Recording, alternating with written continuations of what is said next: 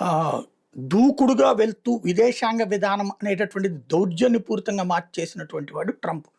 Venezuela అధ్యక్షుడిని kidnap చేసి పట్టుకురావడం అయినా, ఇప్పుడు గ్రీన్‌లాండ్ లాక్కుంటానని చెప్తున్నా. ఇప్పుడు చట్టబద్ధంగా లాక్కుంటారట. గ్రీన్‌లాండ్ అనెక్సేషన్ అండ్ స్టేట్‌హుడ్ పేరుతో ఓ బిల్లు తీసుకొచ్చారు.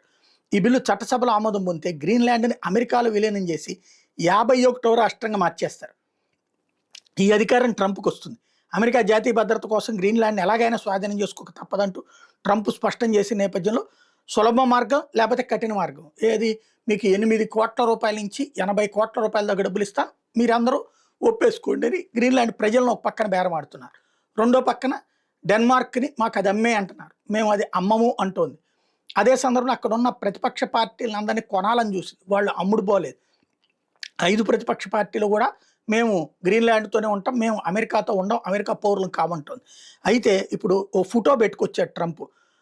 ఏంటంటే కి సంబంధించినటువంటిది మనసంతా అక్కడే ఉందన్నటువంటి ఎక్స్‌లో ఓ ఫోటో షేర్ చేసుకొచ్చాడు. వీటిలో క్రమ పద్ధతిలో అమర్చి చూస్తే ట్రంప్ అంతరంగం అందులో బయటపడుతోంది. ట్రంప్ వైట్ హౌస్‌లోని ఓవల్ ఆఫీస్ కిటికీ నుంచి అటువైపు ఉన్న గ్రీన్‌లాండ్‌ని నిశితంగా చూస్తూ ఉంటాడు. తాజా పరిస్థితిని ఆయన పర్యవేక్షిస్తున్నట్టుగా ఏర్పాటు చేసుకొచ్చారు.